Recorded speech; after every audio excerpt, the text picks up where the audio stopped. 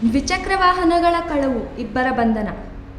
ನಗರದ ವಿವಿಧೆಡೆ ದ್ವಿಚಕ್ರ ವಾಹನ ಕಳವು ಮಾಡುತ್ತಿದ್ದ ಇಬ್ಬರ ಆರೋಪಿಗಳನ್ನು ಮಹದೇವಪುರ ಪೊಲೀಸ್ ಠಾಣೆಯಲ್ಲಿ ಬಂಧಿಸಿದ್ದಾರೆ. ಬಂಧಿತ ಆರೋಪಿಗಳು ಪಾದರಾಯನಪುರದ ಮುಹಮ್ಮದ್ ಜೈನ್ 24 ವರ್ಷ, ವರುಣ್ ಕುಮಾರ್ 24 ವರ್ಷ ಎಂದು ತಿಳಿದು ಬಂದಿದೆ.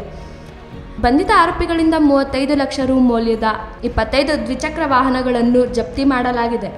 ಇತ್ತೀಚೆಗೆ ಮಹದೇವಪುರ ಸಮೀಪದ ಉದಯನಗರ ಗ್ರಾಮದ ನಿವಾಸಿಯೊಬ್ಬರು ತಡರಾತ್ರಿ ಮನೆ ಎದುರು ನಿಲುಗಡೆ ಮಾಡಿದ್ದ ಬೈಕ್ ಕಳವಾಗಿದ್ದ ಸಂಬಂಧ ನೀಡಲಾದ ದೂರಿನ ಮೇರೆಗೆ ಪ್ರಕರಣ ದಾಖಲಿಸಿಕೊಂಡು ತನಿಖೆ ನಡೆಸಿ ಆರೋಪಿಗಳನ್ನು ಬಂಧಿಸಲಾಗಿದೆ ಎಂದು ಪೊಲೀಸರು ಮಾಹಿತಿ ನೀಡಿದ್ದಾರೆ. ಪ್ರಕರಣದ ತನಿಖೆ ವೇಳೆ ಬಾತ್ಮೀದಾರರು ನೀಡಿದ ಮಾಹಿತಿಯ ಮೇರೆಗೆ ವೈಟ್ಫೀಲ್ಡ್ ಸಮೀಪದ ಓಂ ಫಾರಂ ರಸ್ತೆಯಲ್ಲಿ ಕಳುವಾಗಿದ್ದ ದ್ವಿಚಕ್ರ ವಾಹನ ಸಹಿತ ಮುಹಮ್ಮದ್ ಜೈನ್ ಮತ್ತು ವರುಣ್ ಕುಮಾರ್ನನ್ನು ವಶಕ್ಕೆ ಪಡೆಯಲಾಯಿತು.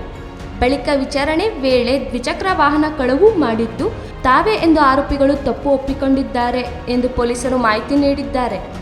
ಆರೋಪಿಗಳ ಹೆಚ್ಚಿನ ವಿಚಾರಣೆ ವೇಳೆ ನಗರದ ವಿವಿಧೆಡೆ ಕದ್ದ ದ್ವಿಚಕ್ರ ವಾಹನಗಳನ್ನು ಹಾವೇರಿ ಜಿಲ್ಲೆಯ ಕಾರ್ಗಿಗೆ ಮಂಜುನಾಥಗೆ ಮಾರಾಟ ಮಾಡಿದ್ದಾಗಿ ಹೇಳಿದ್ದರು. ಹೀಗಾಗಿ ಆತನನ್ನು ಬಂಧಿಸಿ ಆತನಿಂದ 12 ದ್ವಿಚಕ್ರ ವಾಹನ ಜಪ್ತಿ ಮಾಡಲಾಗಿದೆ.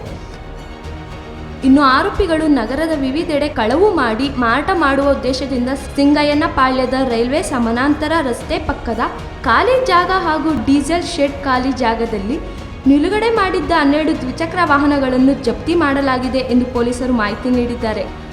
ಈ ಪ್ರಕರಣದಲ್ಲಿ ಆರೋಪಿಗಳಿಂದ ಒಟ್ಟು 25 ದ್ವಿಚಕ್ರ ವಾಹನಗಳನ್ನು ಜಪ್ತಿ ಮಾಡಲಾಗಿದೆ ಎಂದು ಪೊಲೀಸರು ತಿಳಿಸಿದ್ದಾರೆ.